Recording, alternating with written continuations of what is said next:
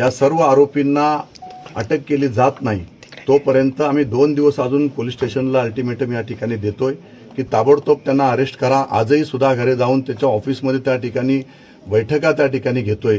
सुनील तटकरे त्या ठिकाणी स्टेटमेंट करतोय की सुधाकर घारेचा याच्यामध्ये हात नाही, तर सुनील तटकरे यांनी इन्व्हेस्टिगेशन केलं का?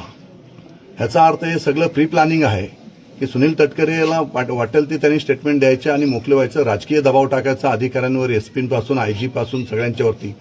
परंतु ह्याच्यामध्ये हे पूर्णपणे प्री प्लॅन आहे। मंगेश कालोखे यांची काल क्रूरपणे निर्घृण हत्या करण्यात आलेली आहे।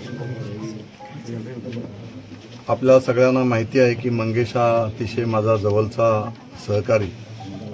सातत्याने 2 वेळा खोपोली नगरपालिकेमध्ये मानसी मंगेश कालोखेच्या रूपाने नगरसेविका म्हणून या साईबाबा नगर या वॉर्डमधून तो निवडून येत होता। आणि काल जे कृत्य राष्ट्रवादीकडून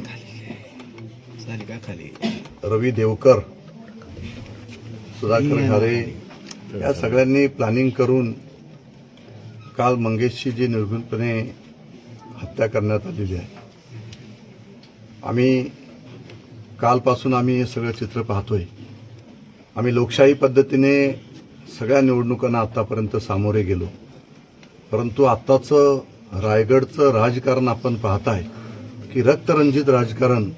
सुनील तटकरे सत्तेमध्ये आलेपासून सत्तेचा माज आणून आज खऱ्या अर्थाने जर आता पाहिलं तर बीड नंतर जर महाराष्ट्रामध्ये रायगडचा आका हा सुनील तटकरे, आणि याच्या माध्यमातून माझ्या कार्यकर्त्यांना जीवे मारण्यात त्या ठिकाणी येत आहे। अशा पद्धतीचं कृत्य त्यांनी दडपशाहीने, दादागिरीने, दहशतीने सुरू केलेलं आहे। आणि या सगळ्यांनी प्लॅन करूनच मंगेशला सातत्याने ते प्रेशर करत होते, पण मंगेश कधीही त्यांना बली पडलेला नव्हता। हा माझा अतिशय विश्वासू साथीदार, अतिशय विश्वासू सहकारी, प्रामाणिक निष्ठेचा असणारा हा माझा कार्यकर्ता, आणि ह्याला अशा पद्धतीने क्रूरपणे त्याची हत्या या ठिकाणी त्यांनी केलेली आहे। या सगळ्यांना फाशीची सजा होईपर्यंत आम्ही यांना त्या ठिकाणी माफ करणार नाही। आज स्वतः शिंदेसाहेब सुद्धा मंगेशच्या घरी या ठिकाणी मानसीताईंचं सांत्वन करण्यासाठी, कालोखे कुटुंबियांचं सांत्वन करण्यासाठी या ठिकाणी आता 1-2 तासामध्येच शिंदेसाहेब स्वतः भेटण्यासाठी या ठिकाणी येत आहेत। परंतु जोपर्यंत या सर्व आरोपींना अटक केली जात नाही तोपर्यंत आम्ही 2 दिवस अजून पोलीस स्टेशनला अल्टिमेटम या ठिकाणी देतोय की ताबडतोब त्यांना अरेस्ट करा। आजही सुद्धा घरे जाऊन त्याच्या ऑफिसमध्ये त्या ठिकाणी बैठका त्या ठिकाणी घेतोय। सुनील तटकरे त्या ठिकाणी स्टेटमेंट करतोय की सुधाकर घारेचा याच्यामध्ये हात नाही, तर सुनील तटकरे यांनी इन्व्हेस्टिगेशन केलं का? ह्याचा अर्थ हे सगळं प्री प्लॅनिंग आहे की सुनील तटकरेला वाटेल ते त्यांनी स्टेटमेंट द्यायचे आणि मोकळे व्हायचं, राजकीय दबाव टाकायचा अधिकाऱ्यांवर, एसपीपासून आयजी पासून सगळ्यांच्यावरती। परंतु ह्याच्यामध्ये हे पूर्णपणे प्री प्लॅन आहे। मंगेशची हत्या करण्याची हिंमत रवी देवकर या कुटुंबाची या ठिकाणी नाहीच आहे। हे सगळेजण राष्ट्रवादीच्या यांनी, सुधाकर घारेंनी आणि यांनी सगळ्यांनी ताकद देऊन, भरत भगत हा रवी देवकरचा मित्र आहे आणि ह्यांनी एकत्रपणे येऊन सातत्याने नगरपालिकेच्या निवडणुकीमध्ये सातत्याने त्याला ताकद देण्याचं काम या ठिकाणी करत होते। हत्यारं आणली गेली, हे सगळ्या गोष्टी 2-4 दिवसापासून सातत्याने मंगेशचा पाठलाग त्या ठिकाणी होत होता।